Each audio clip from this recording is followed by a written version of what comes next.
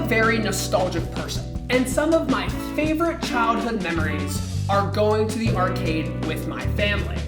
I love arcades, and so does Japan.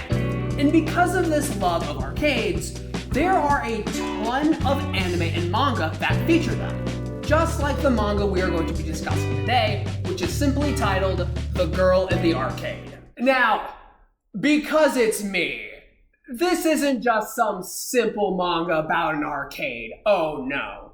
This one is super ecchi with a ton of fan service. And of course, it features a girl with a ponytail. In fact, the main girl having a ponytail is the only reason I picked this series up, because I am a slave to my own desires. But as I read it, I started to regret my decision because this manga isn't good. So I thought it fit to ask the question, why did I read this?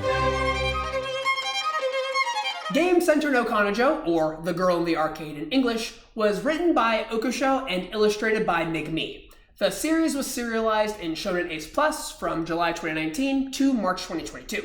The series had a very short run, only comprising of these 3 volumes, and it will become apparent why it's so short once we get into the plot. Mabuo, no real name given, is a high schooler who works at an arcade. Because of this, he is very skilled at games, but he doesn't have any friends. Then, one day, a high school girl shows up, and after Mabuo gets a look at her underwear as she kicks a dude who was hitting on her, she forces Mabuo to help her win the prize as compensation. This is Nanora Yagashi, and she will be our lead girl for the series. The basic premise is that in each chapter, Mabuo will teach Nanora / the audience about a new arcade game, and then Nanora or both of them will find themselves in a compromising position. Because of this, there isn't really a plot, but the series does try to add conflict by introducing a new girl. The new girl is Shinomiya Shigure, and she is Mabuo's childhood best friend. She exists solely as a romantic rival to Nanora, and doesn't really add much outside of making Nanora jealous and being another girl that Mabuo can hang out with. There is also a third girl introduced later on, Nanora's cousin, Aki Rarara, but Nanora calls her Akira, which Aki doesn't like. Leave me alone! Akira! Aki is visiting Tokyo because she is a YouTuber. Pfft, lame-o. And honestly, she plays the same role as Shigure. There are 3 girls in this series, but it is far from a harem, and I wouldn't even describe it as a romance either. Yes, Nanora and Mabuo do have some chemistry, but the romance isn't at the forefront of the series. The main part is actually the arcade games. I like to think of it as Arcade Game of the Week. The series is actually very thorough at showing and explaining different arcade games, from the different varieties of crane games to even some festival games. So, if you are here for the arcade games, you won't be too disappointed. However, if it just showed off a bunch of crane games, that would just be a CDawg VA video that has way more views than this video. So, there needs to be some spice, something to jazz up the manga and make use of our perfectly curated waifu Nanora. So of course, things need to get ecchi. The lewd scenes are intense. So intense that the manga has a parental advisory warning on the back cover. Yes, there are panty shots aplenty, but the manga also features uncensored nipples, which I will be censoring because YouTube. There is also a ton of sweat. Like, even when the characters are just standing there, they are oozing with sweat. Man, I love when you can tell what the creators are into based off of their work. Every chapter, on top of talking about a new crane game, also features a lewd scene. A lot of them fall under the lucky pervert trope, like the DDR chapter and the rail shooter chapter, but then there is the kart racer chapter, which is in a whole league of its own. The main focus of each chapter is the arcade games, but the main draw of each chapter is the lewd scenes.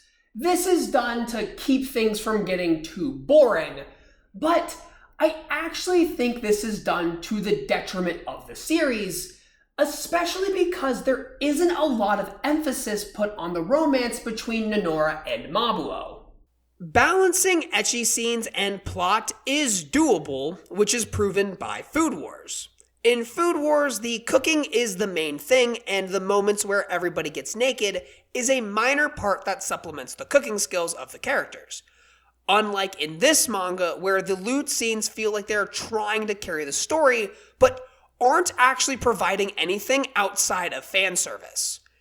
And to look at an example of doing a good romance story while having something else be the focus, we can look at My Dress Up Darling. My Dress Up Darling is actually very similar to this series. They both have bombshell main girls who are interested in the same thing as the main boy and ask for his assistance at said interest. In My Dress Up Darling, the common interest is cosplay, or rather Marin wants to cosplay and Gojo knows how to sew. The through line of My Dress Up Darling is the cosplay, with Gojo making different costumes for Marin and her wearing them while they continue to hang out together. And while the two are hanging out, the romance between them flourishes. So there is more to the story than just learning about cosplay, which you still get amongst the romance. In The Girl in the Arcade, the lack of building a good romance really hinders what the story is able to accomplish. It feels hollow. All it is an excuse for the author to talk about crane games, while the artist gets an excuse to draw boobs. And the lack of a story also hurts the longevity of the series. There aren't that many crane games out there, so obviously we're going to run out of things to talk about. And since we didn't set up a conflict other than a flimsy love polygon, we have nothing to fall back on. So, of course, the series got cancelled after just 29 chapters. And the last chapter sucked ass. It starts as any other chapter with Nonora needing help with a crane game, which she wins with Mabuo's help. Then the girls all bicker over Mabuo because this is a harem now apparently, and Aki suggests they get in the human crane game as prizes, while Mabuo plays the role of the human crane, and picks the girl that he likes best. And of course, he picks... We don't know. Seriously, we don't know, because the series just ends. So, what was the point of that? Hell, what was the point of any of this? This series is not good. I so regret reading it. The only saving grace is the character designs and the art. So, I don't recommend it at all. But I do recommend you subscribe, because 99% of the people who watch my videos aren't subscribed. And while you're down there, might as well leave a like, leave a comment, and ring the bell so you don't miss any new videos. And with that, sayonara.